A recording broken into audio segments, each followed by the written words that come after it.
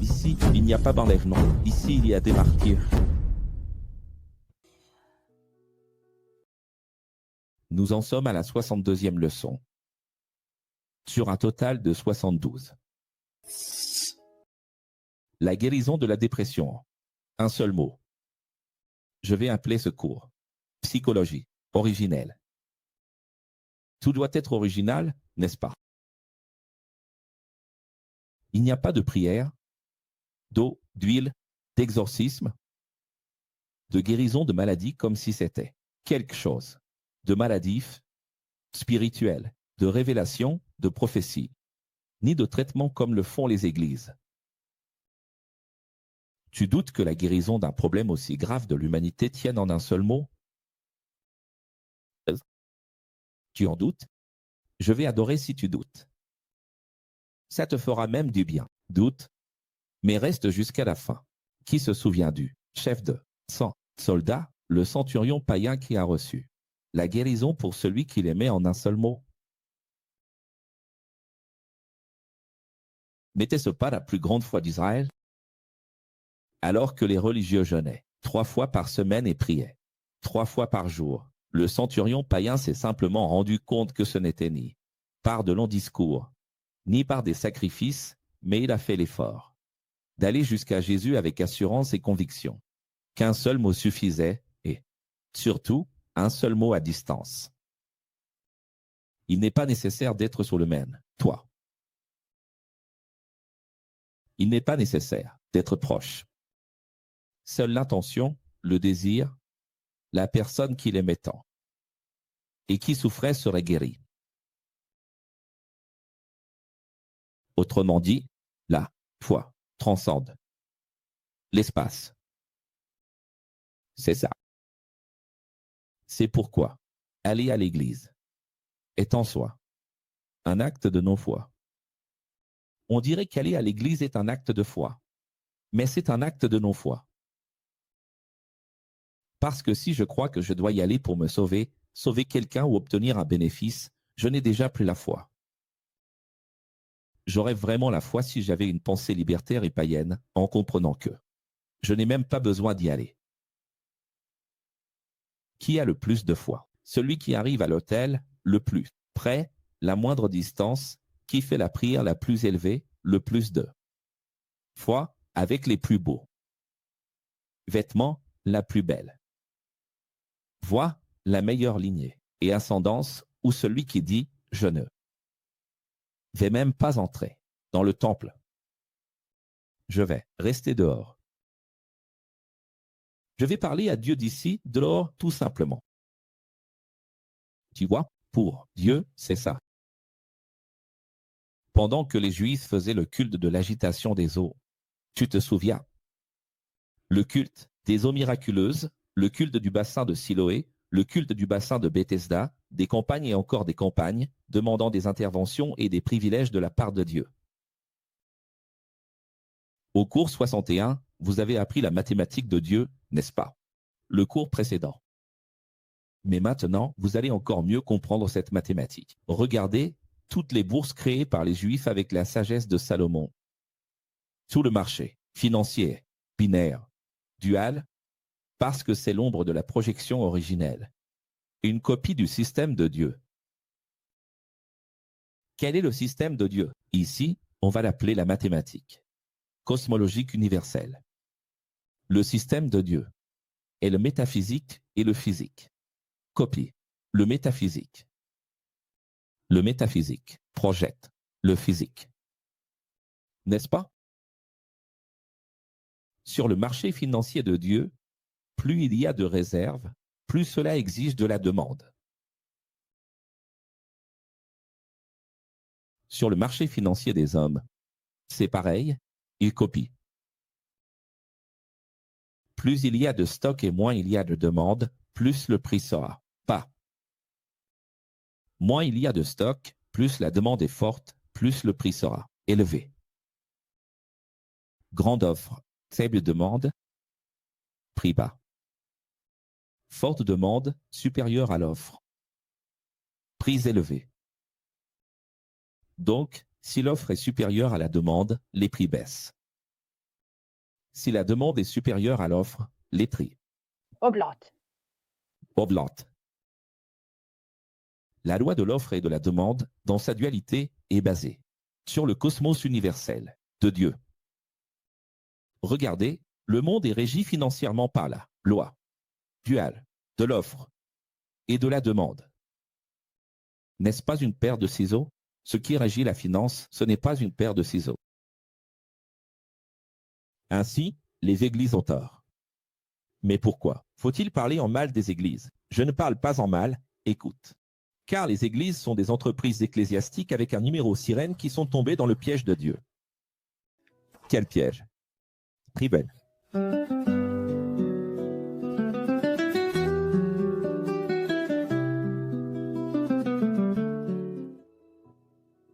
Les églises mettent un prix sur le péché parce qu'elles font d'énormes listes de ce qui est permis ou interdit. C'est la dogmatisation.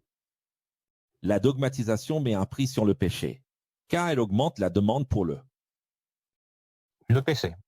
Alors, qui est responsable du prix élevé du péché? L'Église elle-même qui condamne. Tout excès révèle un besoin. Les églises et les religions augmentent le stock chaque fois qu'elles font des prières répétitives, des prières interminables, des consécrations et des jeûnes continus, des campagnes et des veillées, des pénitences, des sacrifices, et ainsi la réserve se déprécie. La cause perd de la valeur, la demande diminue, et la raison d'être des cultes, la raison pour laquelle ils se réunissent, perd son prix. Les églises et les religions dévalorisent l'évangile parce qu'elles provoquent le dégoût, comme à la Odyssée. C'est pour cela qu'il y a un si grand désengagement religieux vis-à-vis des églises. Les religieux non pratiquants, ainsi appelés récemment, ou les égarés, comme on les nomme à tort, car le fait de répéter sans cesse la même chose finit par dévaloriser.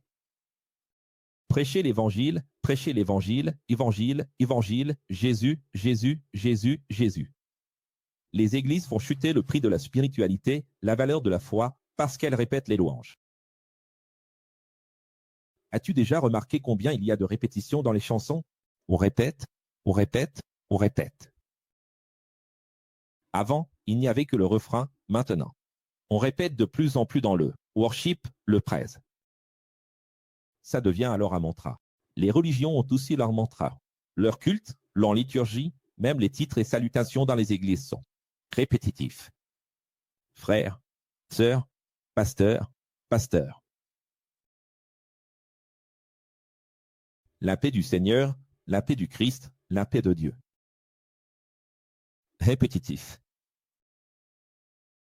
Prévisible. Et sur quoi je me base pour dire ça? Sur quoi est-ce que je me base? Jésus l'a dit clairement, ceux qui diront « Seigneur, Seigneur ». Tu vois? Répétez. Pourquoi Seigneur 2 fois? Parce que ce sont des répétiteurs religieux. C'est évident que ce sont des gens qui répètent le nom de Dieu tout le temps. Ils fatiguent le Créateur avec leurs offrandes. C'est intéressant, non, cette coïncidence avec les offrandes. Est-ce que je parle maintenant de marché financier? Ou de spiritualité? C'est la même chose. Offre. Offre et demande, offre sans demande. Leurs offrandes avec un grand stock. Et sans demande. Les églises sont vides parce qu'il y a un grand stock. Et pas de demande. La demande qui remplit les églises est fausse. Elle est principalement le fait de personnes intéressées qui offrent artificiellement et se dégonflent aussitôt qu'elles sont déçues par une vérité. Enfin, nous arrivons au point principal de ce cours. Les églises augmentent la dépression chez les êtres humains au lieu de guérir, parce qu'elles prêchent la culpabilité, et la culpabilité, ainsi que la peur, génèrent la dépression, car elles font regarder en arrière. Le gouvernement remercie les églises pour le précieux travail social qu'elles accomplissent. Moi, je ne remercie pas. Je conteste la protestation. Je suis protestant du protestantisme. Je doute. Et je demande l'ouverture d'une inspection ecclésiastique pour mener une enquête afin de savoir si le rôle des églises est vraiment fondamental dans la société et si les bénéfices sont supérieurs aux méfaits. Combien d'églises y a-t-il à Sao Paulo? Quel est le patrimoine brut et net des églises? Et pourquoi nous, avec si peu de force, serons-nous au Largo do Arouche tous les 6 mois, puis sur l'avenida Paulista et sur la Praça da Sé, à faire un travail de spiritualité, de charité quantique? Sport et spiritualité. Pourquoi nous? Pour nous, organiser un événement comme celui-ci, 30 000, 40 000, 50 000, c'est énormément d'argent. Pour nous, c'est beaucoup. C'est encore une réalité difficile. Mais pour les églises, ce ne saurait rien. Des églises qui encaissent 1 milliard de reais par culte, rien. Qu'une seule église à Sao Paulo. Elle pourrait tout transformer. Et je demande, où sont-elles? Que font-elles? Les églises augmentent la dépression dans l'humanité au lieu de guérir, parce qu'elles prêchent la cupidité. Et l'ambition engendre la frustration, car il n'y a pas d'égalité des chances dans le monde. Et les rares opportunités sont pour ceux qui trichent, ou qui évoluent de façon souveraine. Il n'y a que 2 façons de réussir dans la vie. Soit on est un corrompu, qui triche, soit il faut énormément évoluer, de façon souveraine. C'est plus facile de tricher. Alors, jamais un ancien ne parle mal de Brasilia. Jamais un ancien ne parle mal de la Maison Blanche. Pourquoi ne critiquons-nous pas le système politique? On dit des vérités ici et là, mais pourquoi pas? Parce que là-bas, c'est l'extrait social. Ils connaissent le peuple qu'il est, a élué, qu'il représente. 7. Représentation parlementaire et fidèle. Ils sont ce que le peuple est. N'est-ce pas? Depuis tout petit, les mères et les pères apprennent déjà à leurs enfants à griller la file, à passer devant, à être les premiers, à mentir. Ah, moi je n'ai jamais appris ça à mes enfants. Mais tu adores quand tes enfants ont un avantage. Et si tes enfants ont un avantage à l'école, tu ne poses même pas de questions. Pourquoi? Comment? Comment, par exemple, obtenir une bonne note à un contrôle? Comment? A-t-il étudié ou a-t-il triché? Donc, depuis tout petit, les choses se passent comme ça, dans ce monde. Et si vous n'avez pas compris, tout cela engendre de la dépression. Je ne comprends pas, professeur, quel est le rapport entre la dépression et tout ça? Les gens prônent la cupidité. Ambir, c'est le sentiment du Satan intérieur. Qu'est-ce que veut vraiment dire ambir à l'origine? C'est parcourir la terre et chercher de la matière, à manger, à dévorer, pour se nourrir. Ce fameux lion, qui parfois représente Satan et parfois représente Jésus, c'est notre ego. Rugissant, ou cherchant qui il pourra dévorer, peu importe, ce sont des métaphores pour exprimer cela. L'ambition, c'est vouloir toujours avoir plus. Mais ce plus, à quel niveau? Vous vous souvenez de la lettre de Paul à Timothée? Il disait, ceux qui veulent devenir riches tombent dans un piège. Mais on ne doit pas vouloir être riche. On doit s'enrichir et partager. Et ensuite, s'enrichir, puis partager à nouveau. Si vous n'avez pas compris le physique, cela indique le métaphysique, aussi bien dans la matière je dois m'enrichir et partager, que dans l'immatériel, je dois atteindre le sommet puis revenir pour aider les autres à monter, et à atteindre la place où je suis arrivé. C'est ça, le sens de la vie. Et c'est cela qui guérit la dépression. Et c'est ce que je vais présenter à l'ITEIA. Tristesse profonde? Oui. Un problème très grave? Oui. Est-ce qu'on ne parle ici que de dépression dans ce cours? Non. Nous parlons de tous les problèmes qui sont des réactions psychologiques du XXIe siècle. Alors, tout commence par cette phrase intérieure, pourquoi suis-je né? Je n'ai pas demandé à venir au monde. Je vais arracher cette souffrance de toi en 3 racines. Il y a 3 racines à arracher. Oui, il y a 3 branches. Mais avant cela, je veux vous inviter, je n'ai pas réussi à trouver. Julio Junielson. Notre extrait vidéo, je n'ai pas réussi à le trouver. Et nous ne l'avons toujours pas mis à disposition. De Je n'ai pas demandé à naître, chanté par Marcio lors de la rencontre des 12 ans dans El Espírito Santo. Je n'ai réussi à trouver que cet extrait. Ici, on va en écouter un petit passage. Écoutez comme cette chanson est belle.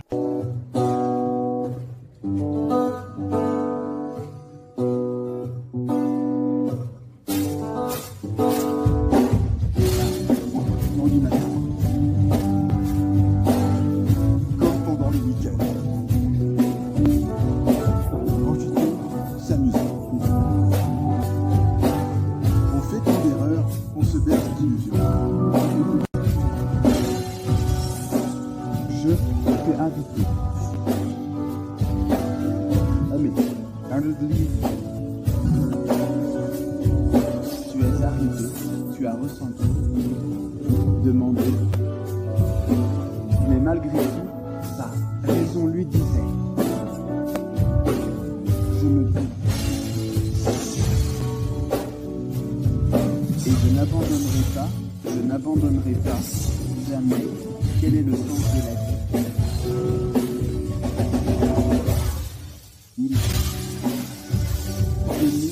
Nous devons aider. Prêt, dessus. Nous devons aider. Le frère Romain est le premier à connaître lui-même sur la vie.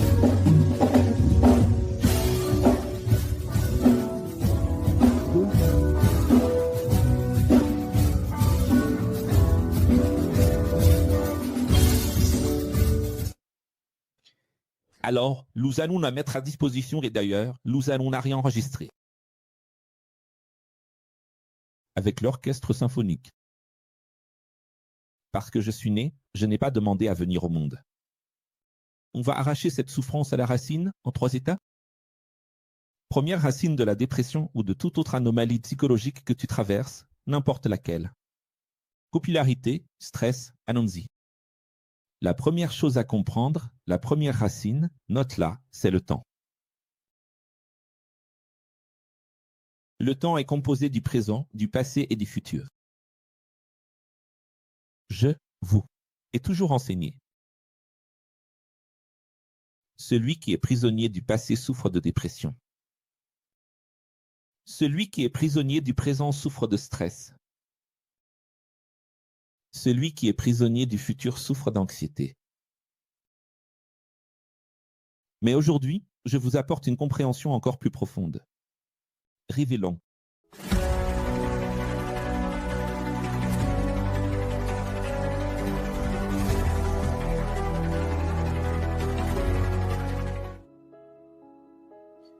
La peur paralyse. Alors, au-delà de la triade, temps, espace et matière, l'ego est victime de la peur, de la culpabilité et de la cupidité. Peur, culpabilité et cupidité. La peur paralyse. Le stress et l'anxiété font tourner en rond. Pourquoi ne peux-tu pas avoir peur? La peur paralyse. Et la paralysie, c'est l'absence de sanctification. C'est l'absence de production. C'est enterrer ses talents. C'est être inutile. Et les inutiles finissent à la poubelle. Ah, je suis vraiment un déchet. Attends, je vais te parler. Ceci n'est pas une vidéo de développement personnel. Si le développement personnel fonctionnait, tu serais déjà guéri.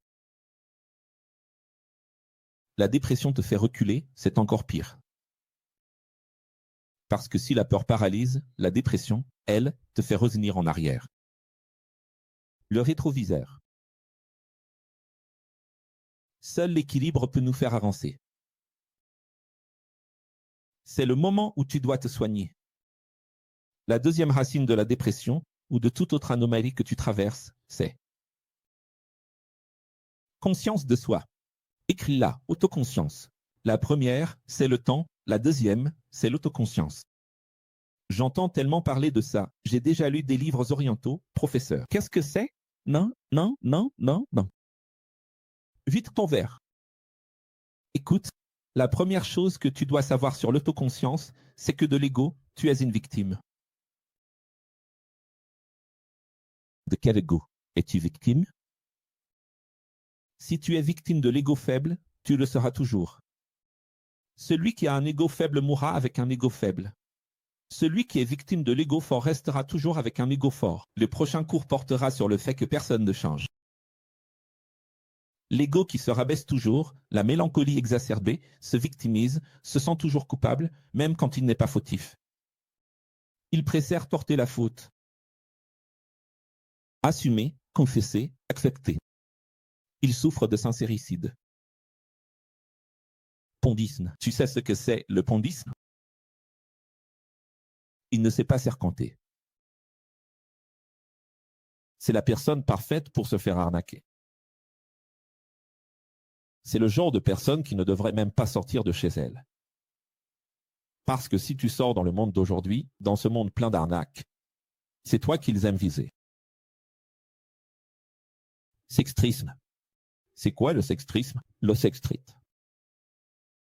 C'est cette conscience qui accuse tout le temps. Ça finit par donner une sextrite. Il faudrait prendre un cérébri, il faut prendre un, je ne sais pas, un cérébitrix.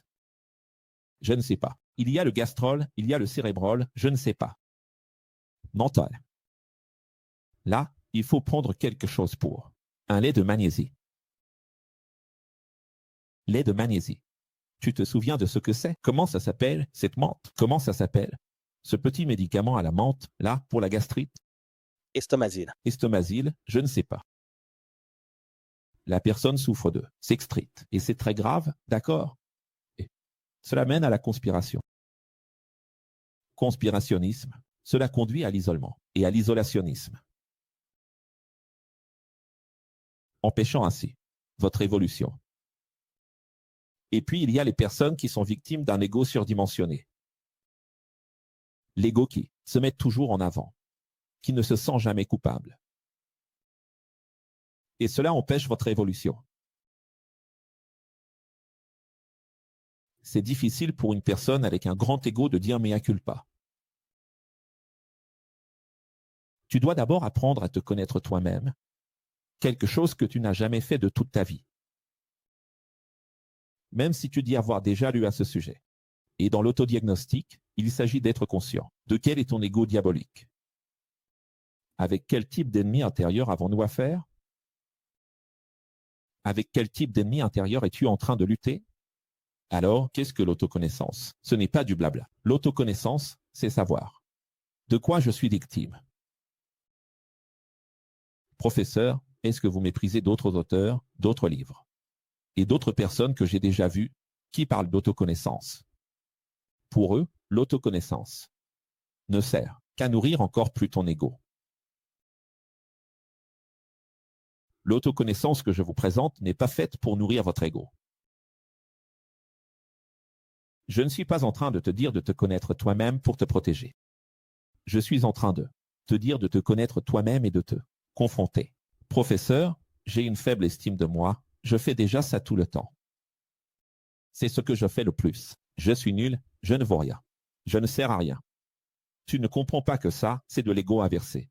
Avoir un ego bas, c'est de l'ego inversé. C'est Satan déguisé en ange. Je ne suis pas venu ici pour t'épargner. Troisième racine de la dépression ou de toute autre anomalie psychologique que tu traverses. Origine, note ça. Origine. La première, c'est le temps. La deuxième, c'est la conscience de soi originelle. La troisième, c'est l'origine. Quelle est l'origine de tout? Où ta grande tristesse a-t-elle vraiment commencé? Anxiété, bipolarité, besoin de médicaments pour dormir et toutes sortes de problèmes similaires. On va comprendre? Révélons.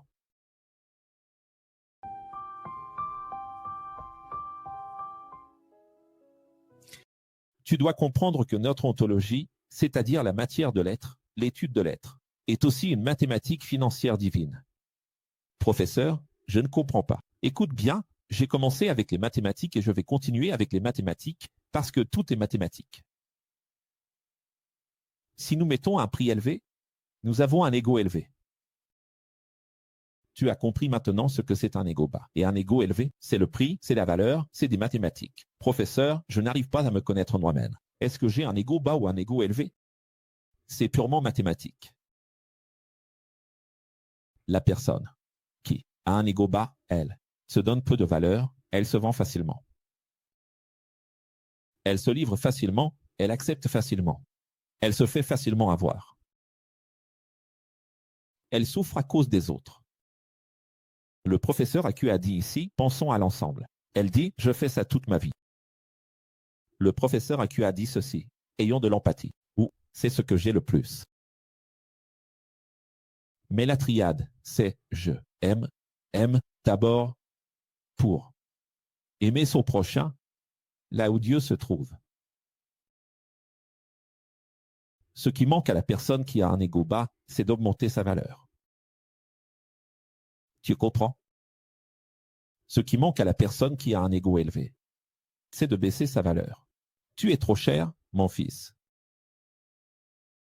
L'orgueil nous fait croire que nous valons beaucoup. Le prix est trop élevé, mon prix est élevé, je vaux beaucoup.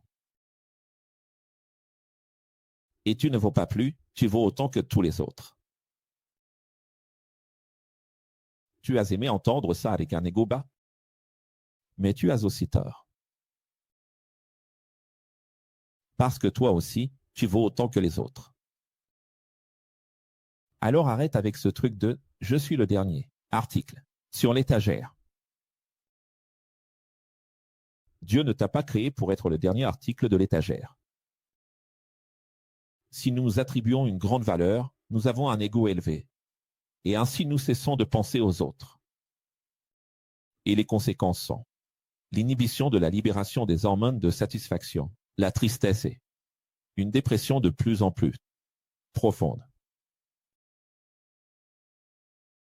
Nous avons été faits pour aider les autres. Quand nous sommes utiles, nous libérons plus d'hormones que 1000 salles de sport. Quelle est la tendance aujourd'hui? Va à la salle de sport, ça libère des hormones, tu es heureux. Oui et non. Rien ne libère plus d'hormones de satisfaction que d'aider quelqu'un. Plus que 1000 courses, plus que 1000 fêtes, plus que 1000 parcs d'attractions et poussées d'adrénaline, plus que 1000 concerts de nos musiques préférées. Plus que 6 mois de vacances. La guérison de la dépression. La guérison de la dépression réside dans le fait d'aider. Donc, si quelqu'un est en dépression, il ne doit pas être traité avec pitié, compassion, comme tout le monde le fait. Si ce traitement était efficace, tout le monde serait déjà guéri. La pitié ne guérit pas. Elle ne fait qu'alimenter encore plus l'ego, qui a provoqué l'isolement et la dépression. Quand quelqu'un te dit « je suis en dépression », tu ressens de la pitié et tu restes même éveillé toute la nuit à l'écouter au téléphone. Laisse-moi te dire, c'est comme donner une pâtisserie à quelqu'un qui a un cancer. Tu vois pourquoi les gens sont toujours en train de s'entraider. Ouh là là, j'ai passé toute la journée à écouter mes amis aujourd'hui. Je me sens tellement bien, je les ai aidés. Tu n'as rien aidé du tout. Professeur, mais j'ai écouté. Les personnes en dépression ne guérissent pas avec de la pitié.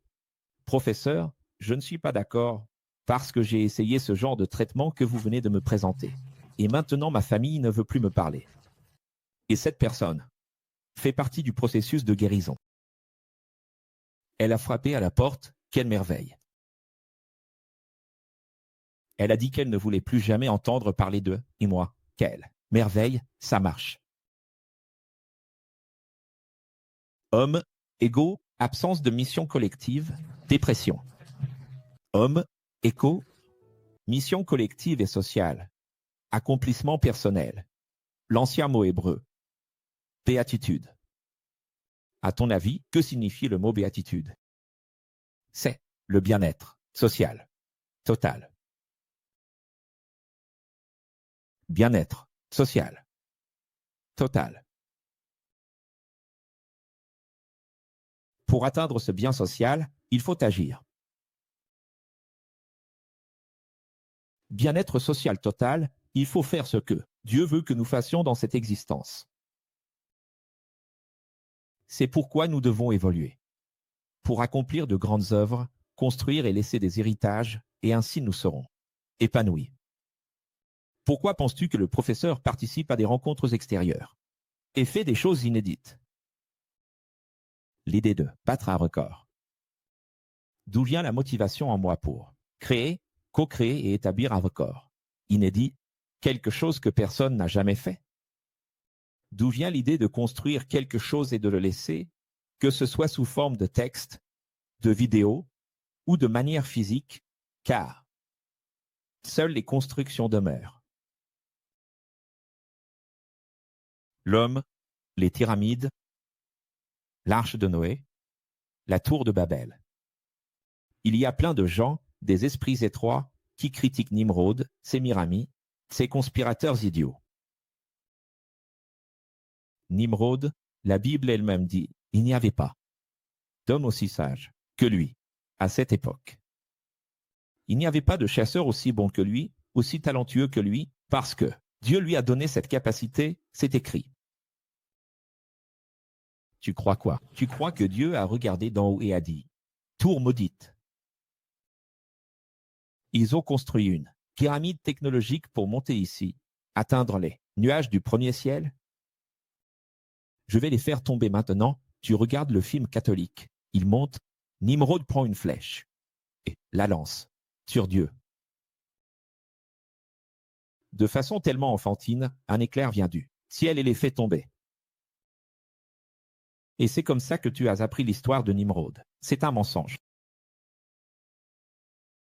Je peux te dire ce qui est vraiment arrivé à Nimrod? Dieu a tellement aimé ce que Nimrod a fait, vraiment, beaucoup, à cette époque, sans technologie, sans moyens, que Dieu a dit, je vais maintenant créer les nations et les langues. Sinon, le monde ne fera qu'un, et tout mon plan sera gâché.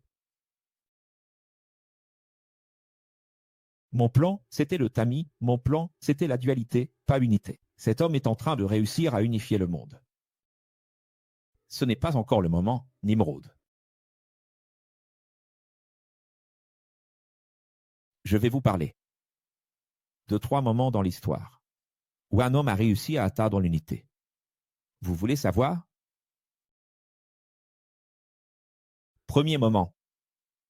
Quand Ève a mangé le fruit, aujourd'hui, je vais vous surprendre. Aujourd'hui, je vais dire, toutes les églises diabolisent Ève. Moi, j'adore Ève. Parce qu'Ève a fait ce qu'il fallait faire. Dieu a été tellement content d'Ève, tellement content, mais professeur, ce n'est pas ce qui est écrit dans la Bible. Dans la Bible, c'est un piège. Mais Dieu a été tellement heureux qu'il a dit, je vais devoir la faire sortir de la pièce. Parce que si je laisse cette femme ici, elle va trouver le trésor. Juste de l'autre côté, si elle a eu le courage de dépasser ce qui était écrit pour manger le fruit, elle aura aussi le courage d'atteindre l'autre fruit. Et elle deviendra divine comme moi. Dieu ne les a pas expulsés parce qu'ils étaient pécheurs, Dieu les a expulsés parce qu'ils étaient trop beaux. Ils étaient X. Professeur, je ne comprends pas. C'est ce qui arrive quand on apprend tout de travers. C'est écrit, lis dans ta Bible. Dieu a placé des chérubins, il les a chassés du jardin, sinon ils seraient devenus des dieux. Tu sais pourquoi? Parce qu'Adam et Ève n'étaient que 2, mais ils étaient en Éade, dans un seul corps. C'était la première fois que l'humanité atteignait l'Éade. Caïn et Abel, non. Caïn et Abel se sont entretués. Mais Adam et Ève étaient d'un seul esprit. Et chaque fois, à chaque fois que l'être humain atteint l'Éade, Dieu doit intervenir en jouant le rôle du diable.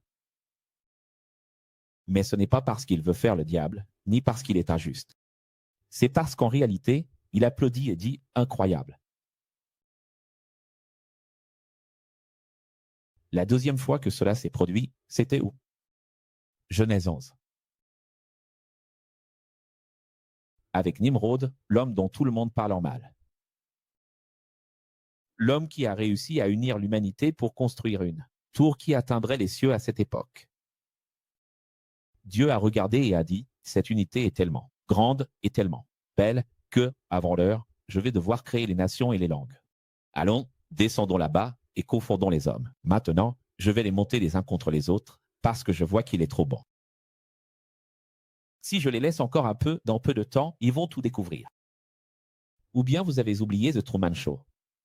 À chaque fois que Truman était sur le point de découvrir le show, le programme, le jeu, quand il était presque en train de sortir de la matrice, qu'est-ce que le grand Christophe, là-haut dans la lune, faisait? J'ai interféré avec le diable.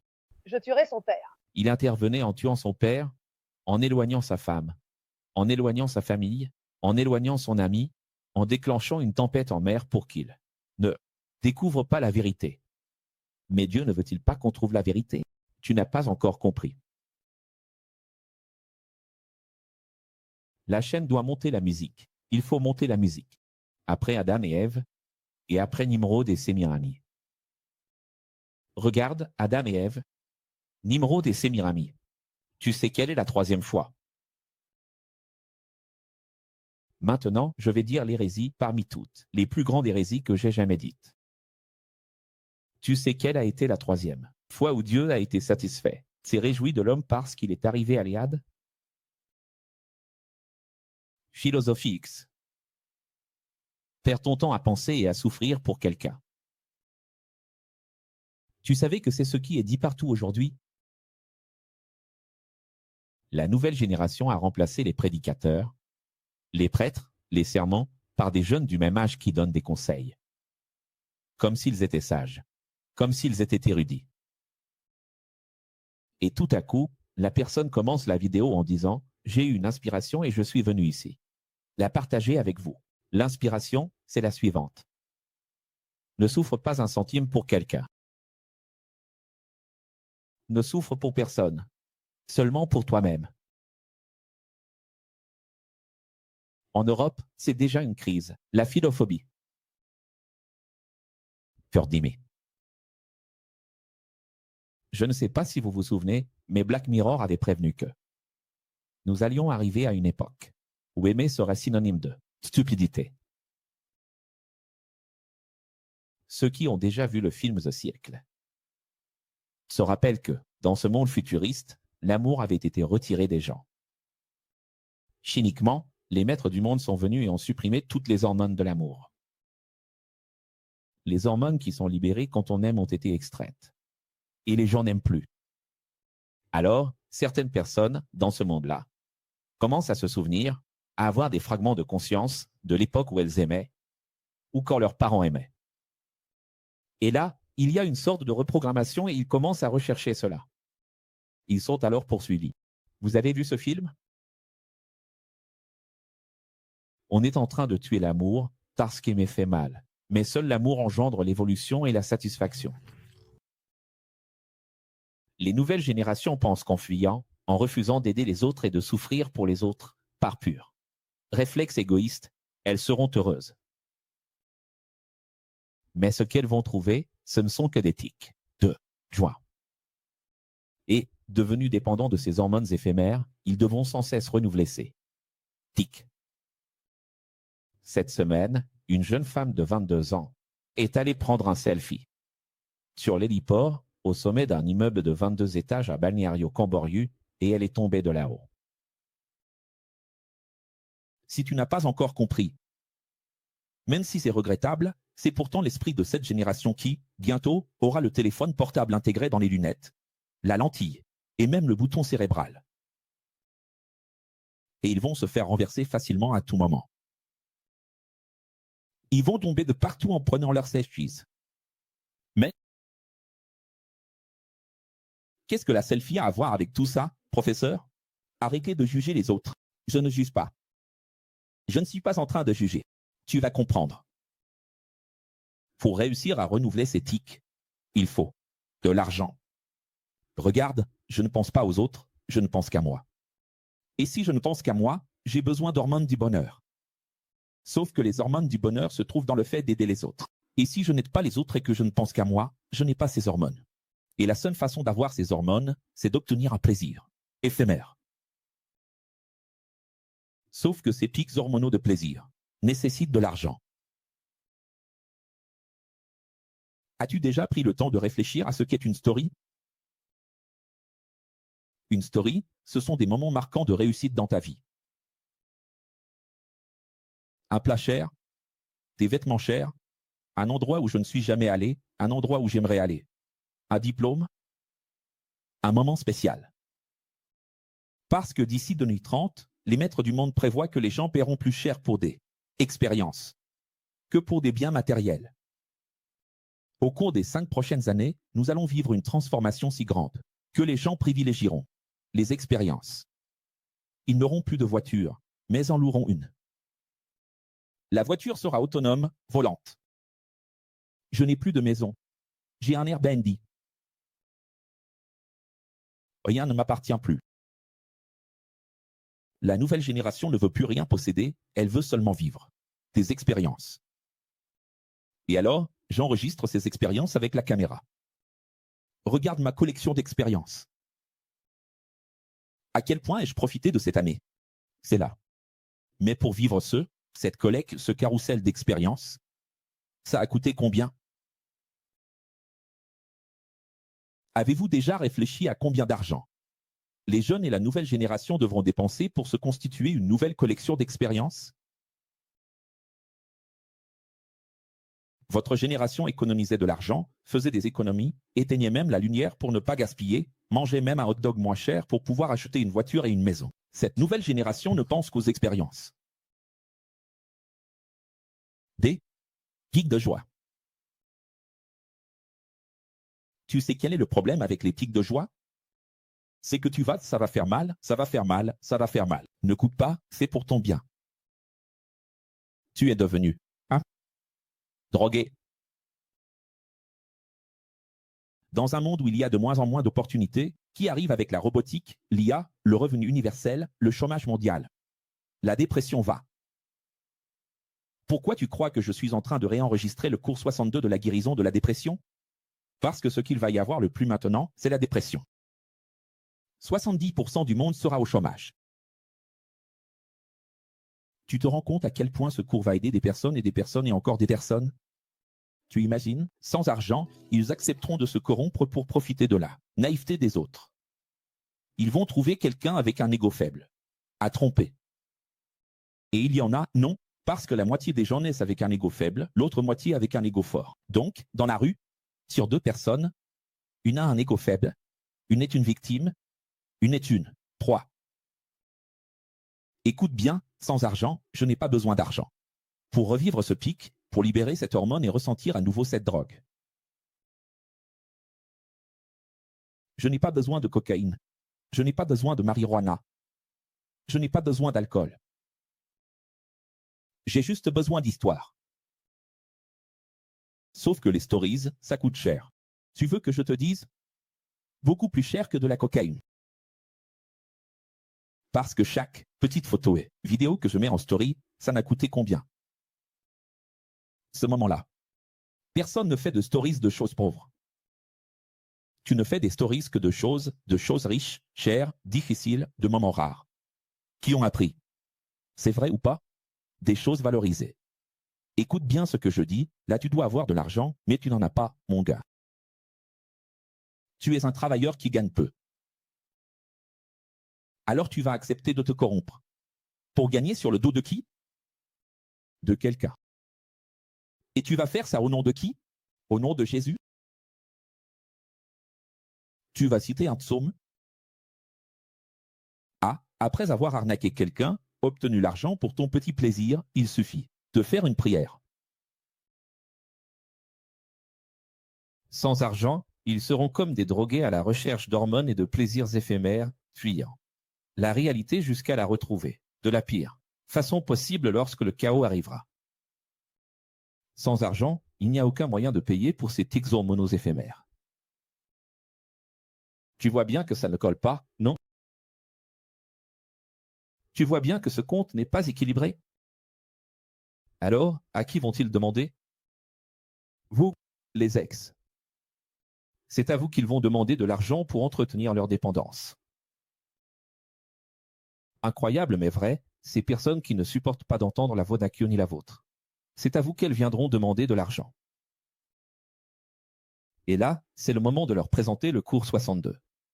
Dites, je te donne l'argent pour ton pic de plaisir, mais d'abord tu vas regarder ce cours, tiens.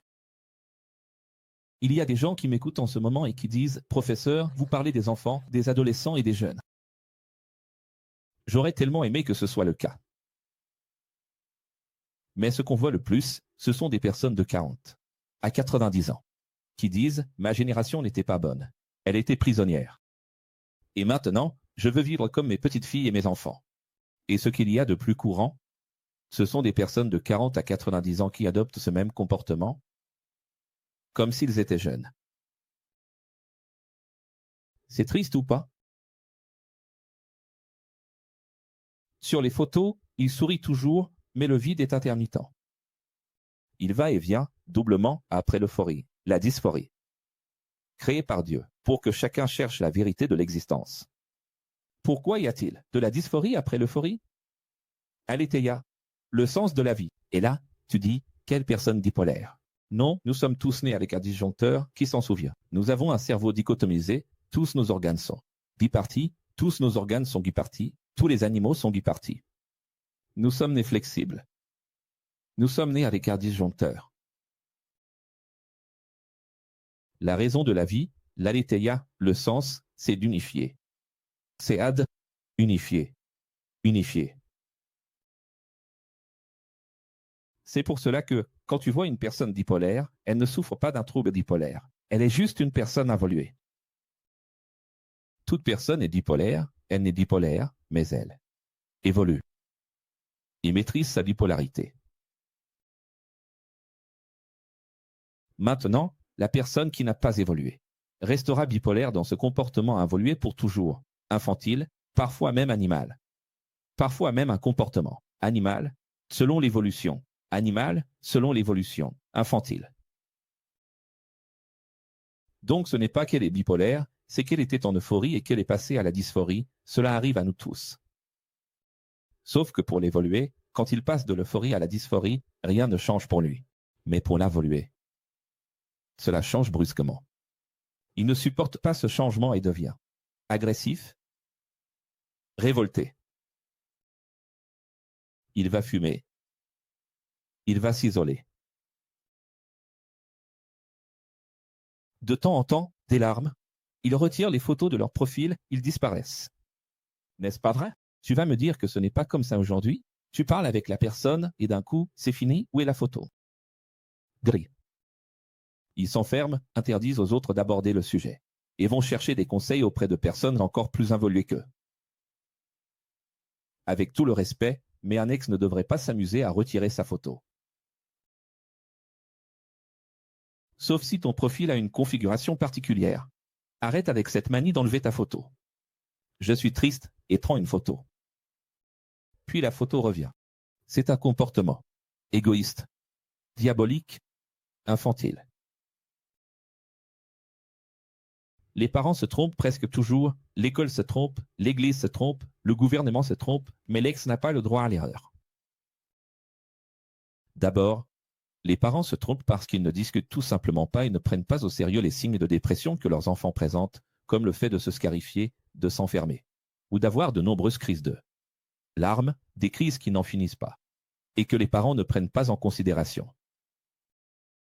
Une mentalité conservatrice, militaire, fondamentaliste, insensible, qui ne prête aucune attention aux signes. Mais il y a aussi le point 2, les parents qui discutent se trompent également, car ils ne sont pas assez évolués pour dialoguer, ni pour enseigner la vérité à leurs enfants avec sagesse. Comme je l'ai toujours dit, il existe des formations pour tout, sauf pour être parent. Les écoles se trompent, car les enseignants sont soumis à un système éducatif basé sur des livres et des méthodes dépassées. Et quand ils abordent le sujet de la dépression. C'est comme ça, tu vois. Comme je vais en parler dans un instant, au point 4 sur le gouvernement, auparavant, les églises se trompent parce qu'elles traitent les problèmes psychologiques comme des démons, des questions spirituelles ou un manque de discipline. Et le gouvernement se trompe parce qu'il dépense des millions dans des campagnes publicitaires sur ces sujets. Mais il met en place des professionnels qui ne feront que prescrire des médicaments pour dormir, s'engourdir et essayer d'oublier la douleur. C'est pour ça que j'ai dit qu'il fallait arracher le mal à la racine. Temps, connaissance de soi et origine. Nous, les ex, nous ne pouvons pas agir ainsi. Presque tout le monde se trompe parce que la première chose à laquelle il pense, c'est donner toute l'attention à cette personne. Pauvre petite. Non, avec amour, tout l'amour possible. Cette personne doit d'abord comprendre qu'en elle réside l'ego, qui est son propre démon, et qui évolue au fur et à mesure qu'elle évolue.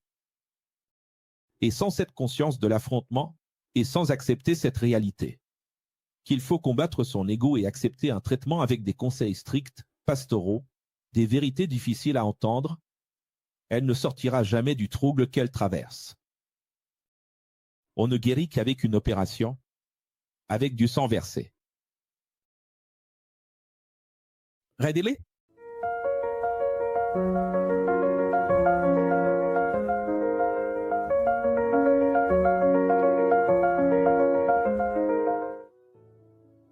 Les amis, qui pour la plupart ne portent que le titre d'amis ou d'amis. Les parents, les chefs religieux, ne feront qu'alimenter encore plus ton ego, avec de fausses attentes. Qu'est-ce que ces personnes que nous disons aimer font avec nous? Elles nourrissent. Encore. Plus de fausses attentes. Tout le problème de l'ego vient de l'origine. Maintenant, ça va faire encore plus mal. Tes rêves étaient faits d'illusions hors de la réalité. Tes rêves sont fondés sur le refus d'accepter la réalité dans laquelle tu es né. Tout le problème de cette génération actuelle. A. La dépression, le mal du 21e siècle. Pourquoi? Pourquoi y a-t-il autant de dépression après l'an 2000? Pourquoi? A. C'est le burn-out. J'ai tel sigle, tel numéro. Je souffre du problème. 72 types de chiffres, de caractères pour identifier des troubles. Écoute. Cette génération souffre parce qu'elle n'accepte pas la réalité dans laquelle elle est née. Papa, je t'aime. Maman, je t'aime. Mais au fond, on aurait voulu naître dans une meilleure famille. Non, tu sais quoi, j'aime tellement mes parents que je n'aurais même pas voulu naître dans une autre famille. Ils sont tellement beaux avec moi. Et pour être honnête, ce que je voudrais vraiment, c'est gagner beaucoup d'argent pour les rendre heureux. Mais pour les sortir de cette réalité. Arrête de vouloir sortir tes parents de la réalité. C'est ça, la réalité, mon fils.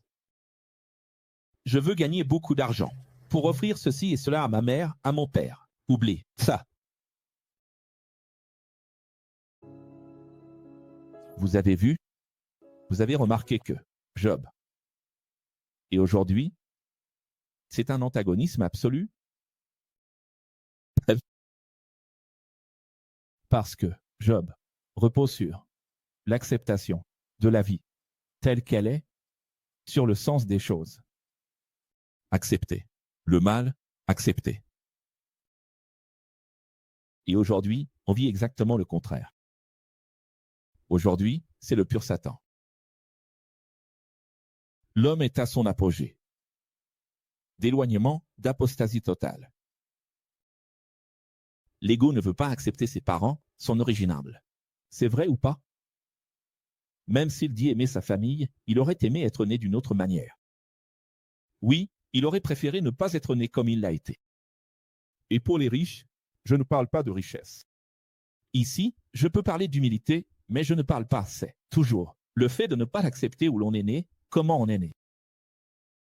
Le refus d'accepter son origine, son corps, sa vie, son esprit, c'est l'origine de tous les maux. rêve, évolue, grandit toujours, mais ne cherche pas à atteindre des sommets que tu n'es jamais censé gravir.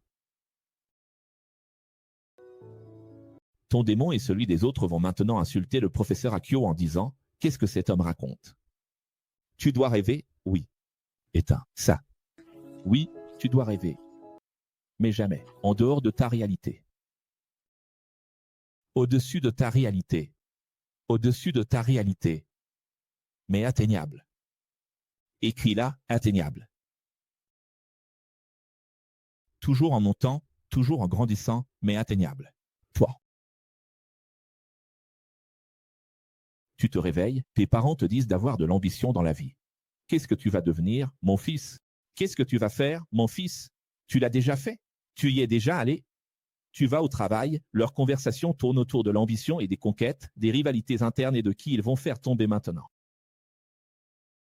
Tu vas déjeuner, la conversation au restaurant porte sur l'ambition. Tu retournes au travail, puis tu rentres chez toi, à la maison tu allumes Netflix, Insta, TikTok et compagnie.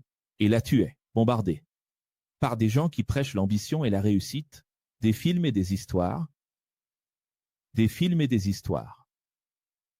personnes qui n'avaient rien, pour qui rien ne marchait, mais qui ont changé de vie et ont réussi avec ostentation et luxe. Alors tu te dis, mince, cette vie est épuisante, ce n'est que frustration, Je vais à l'église. Et là, tu arrives à l'église, les responsables t'apprennent à voir grand, à rêver à des utopies que tu n'atteindras jamais. Et si quelqu'un échoue? Prie simplement, car Dieu a le meilleur pour toi. Et si ça n'est pas arrivé pour toi, c'est qu'il y a quelque chose qui cloche, parce que dans la vie de ton frère, juste à côté, ça a marché. Alors tu rentres à la maison, et là ton père te dit, tu vois ton frère? Ton frère a réussi à obtenir ce que toi tu n'as pas réussi. Et ta mère dit, tu vois ta sœur? Elle s'est mariée avec le meilleur gendre que je pouvais espérer. Et toi, toujours rien. Quelle vie, hein? Quel enfer, ah! On peut même comprendre pourquoi les gens sont si déprimés, non? Pourquoi les gens sont-ils déprimés? Frustration. Soyons honnêtes, monsieur, soyons honnêtes. Si, moi, professeur Akio, je vous ai toujours appris à être prêt à tout. Oui ou non? À toujours être prêt pour le meilleur scénario. Et pour le pire scénario. N'est-ce pas? C'est parce que maintenant il y a de l'émotion. Ah, tu sens la présence de Dieu. Ah, quelle bêtise. Allez, on grandit, d'accord. Donc, si je vous prépare et que je me prépare moi-même au pire comme au meilleur, regarde avec moi, ne regarde pas ça. C'est ça, la foi. Ce que je ne vois pas, je le prévois. Je l'anticipe. Et je m'y prépare. Si vous tous qui êtes ici, vous vous préparez à atteindre le niveau 1000, en sachant que le pire de tout serait 100. Le pire de tout serait 100. Quand vous atteindrez 200 ou 900, vous serez tranquille. Vous ne serez pas déprimé. Mais quand vous vous réveillez, les parents, le travail, les amis, la famille, l'église, même Netflix. Si tout vous bombarde comme ça, alors ils disent 1000. Et la seule chose pour laquelle vous vous êtes préparé, c'est le 1000. Il y a aujourd'hui tellement de membres de préparation émotionnelle que même si la personne atteignait 900, elle serait frustrée. Je ne vous ai pas déjà raconté ici qu'il y avait une femme qui pleurait à Balneario Camboriú? C'est ce qu'on m'a dit. À l'époque, un couple d'élèves m'a raconté qu'une femme pleurait dans un salon de coiffure parce qu'elle avait un sac à main de 20, 40 000 reais, mais que son ami en avait reçu un bien plus cher et que donc, le mari de son ami l'aimait bien plus qu'elle parce que son propre mari aurait eu les moyens, mais pour lui, offrir un sac comme ça ne signifiait rien. Alors vous allez dire, professeur, ça ne correspond pas du tout à ma réalité, j'ai compris, c'est horrible. C'est facile de dire que c'est horrible, c'est facile pour vous tous de dire que c'est horrible. 99% d'entre vous va dire que c'est horrible. Sauf que vous n'êtes pas différent dans cette histoire de sac à main. Votre frustration est la même. Vous avez déjà remarqué que c'est toujours l'ego, Satan en nous, qui dit ça. Mais ça aurait pu être mieux. Si vous voulez vraiment mettre quelqu'un à l'épreuve, donnez 100 € à une personne. Puis juste après, donnez 50 à la suivante. C'est vrai ou pas? Invitez 2 personnes que vous aimez chez vous, donnez 100 € à la première et ensuite dites « Viens ici toi aussi. Je t'aime aussi. Tiens ton cadeau, 50. » Et observez bien. C'est pour ça que je dis, de quel droit vous critiquez la femme au sac à main? Après l'église, la personne allume le luxe maître Alex avec Akara et tombe sur ce cours. Regardons. Nous vivons une époque où aimer, c'est de la naïveté. Nous vivons une époque où tromper, c'est normal. Nous vivons une époque où penser à soi, c'est être intelligent. Nous vivons une époque où entendre des vérités, c'est entendre des paroles négatives. Nous vivrons une époque où dire la vérité sera considéré comme du harcèlement religieux. Écoutez bien ce conseil ici. Arrêtez de confier votre vie à des personnes stupides. Arrêtez de fréquenter des gens moins évolués que vous. Entourez-vous uniquement de personnes qui vous ressemblent ou qui sont meilleures que vous. Votre psyché spirituelle est pleine d'énergie, comme une bougie, une lampe, une coupe pleine, qui doit d'abord vivre pour prendre soin d'elle-même, se remplir, se recharger. Ensuite, une fois rechargée, prendre soin des autres. Quelle est la synthèse de toute la Bible, de toute la Torah, du Tanakh? Je m'aime pour aimer mon prochain, là où Dieu se trouve. Alors, ceux qui ont un ego faible passent leur temps à ne s'occuper que des autres. Et que va-t-il lui arriver? S'ils ne prennent soin que d'eux-mêmes, ils seront vides et dépressifs. S'ils ne prennent soin que des autres, ils finiront aussi par se vider et ne pourront plus être utiles à l'ensemble. Alors, arrêtez de ne penser qu'à vous-même. La souffrance est un signe d'évolution. Les larmes de reconnaissance de votre ego sont des signes de promotion. Si tu pleures en ce moment, en reconnaissant ton ego, c'est une promotion, c'est une évolution. En revanche, les larmes de frustration face à tes rêves inaccessibles sont des signes de dépression. Et la dépression est la conséquence de ta vision erronée du monde. J'ose dire que la dépression, c'est la main de Dieu sur ta conscience, te poussant dans l'abîme, parce que tu n'as pas fait ce que tu devais faire. Professeur, je suis venu ici pour être guéri et vous êtes en train de me blâmer encore plus. C'est ridicule. Il y aura des gens qui vont maintenant. Voilà la guérison. Personne ne change. Tu veux sortir du trou? Sors. Tu sais pourquoi? Parce que j'en déduis une chose, ou bien Dieu est juste, ou bien Dieu ne l'est pas. Si Dieu a imposé des épreuves plus grandes que notre capacité, alors Dieu est injuste. Et si Dieu a imposé des épreuves plus petites ou plus grandes, si elles sont plus petites, si elles sont inférieures, si notre capacité dépasse les épreuves, alors Dieu est juste.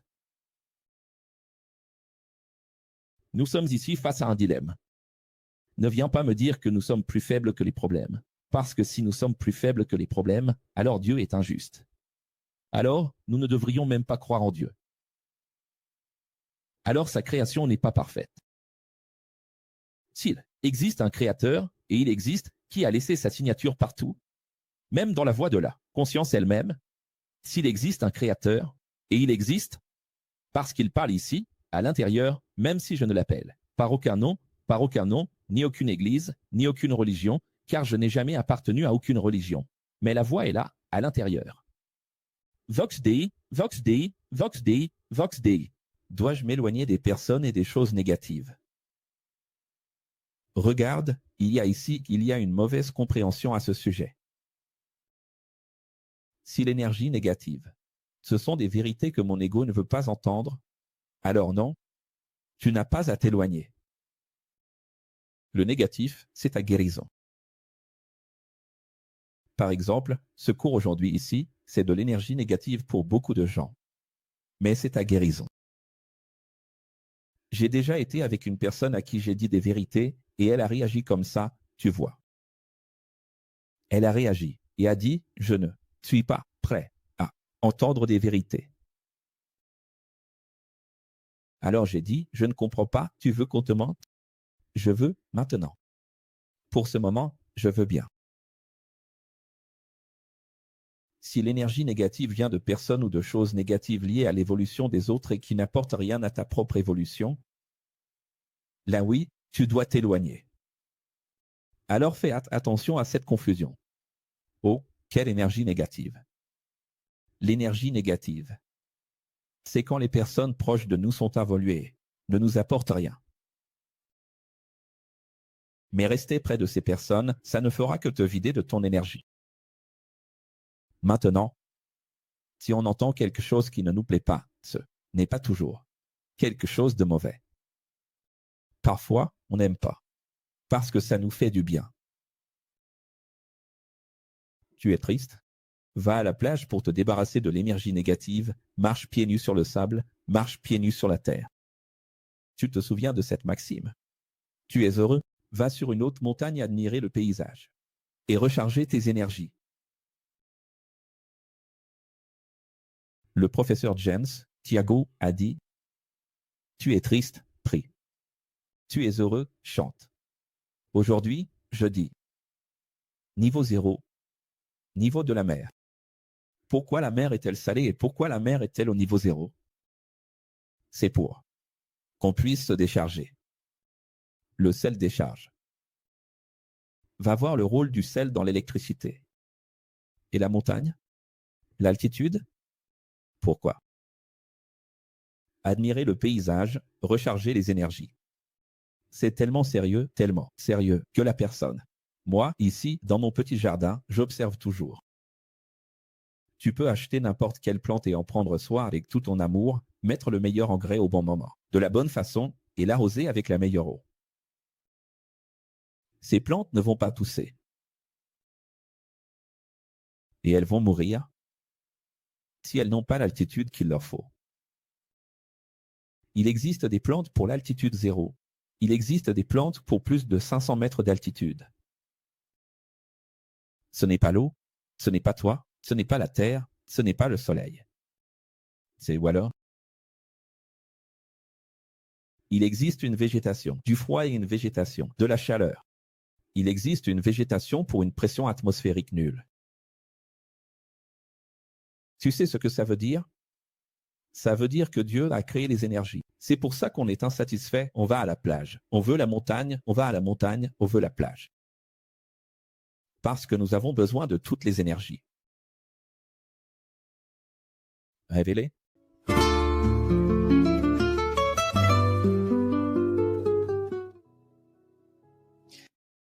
N'utilise plus jamais le mot « je vais essayer ». Je ne veux entendre aucun ex. Utilisez le verbe « essayer ».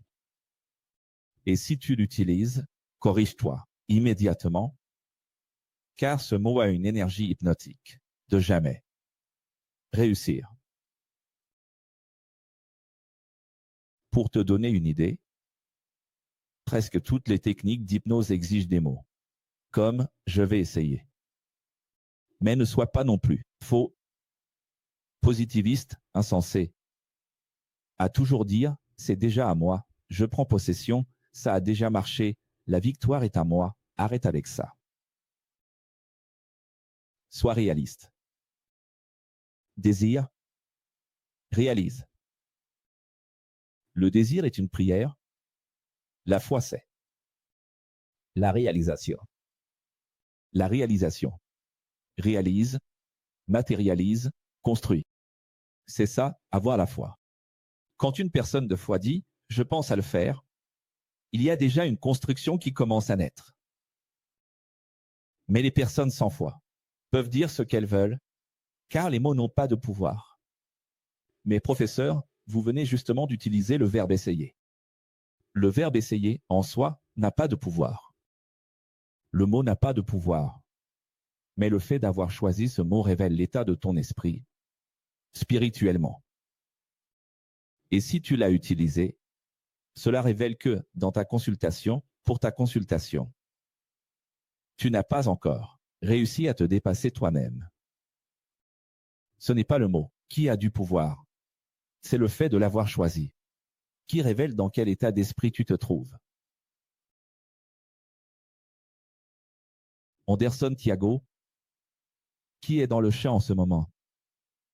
Ricardo Rocha, Maria Luisa, je vous pose la question à tous les trois. Vous allez à la rencontre de Sao Paulo bientôt?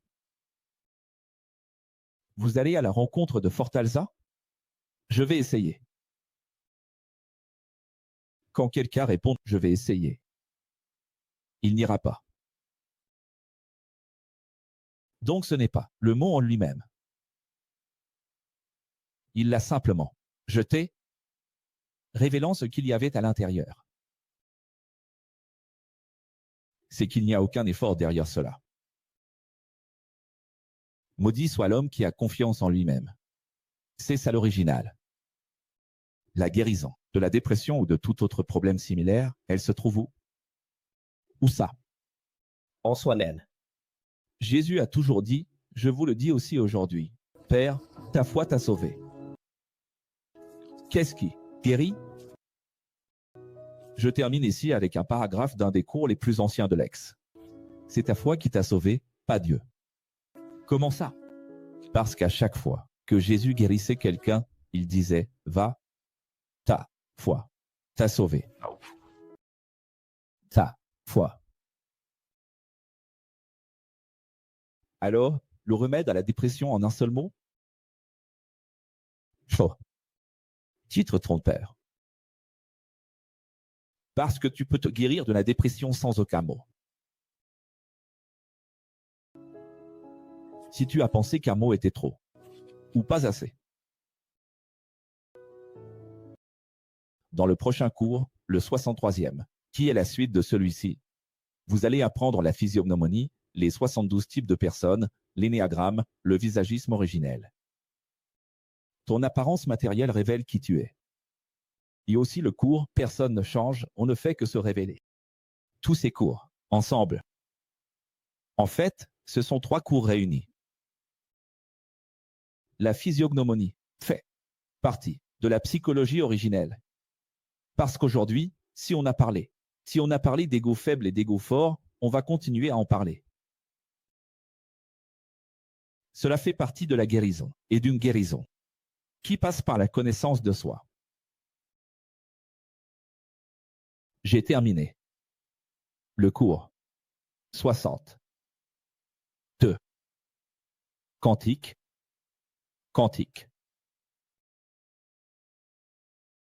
Et là, Iago a regardé et a dit « Quel cours, professeur ?» Ensuite, j'ai terminé le cours d'aimer la théologie, la sotériologie. Le péché, je n'ai pas aimé Dieu non plus. Et là, Yasmi m'a dit « Quel cours, professeur ?»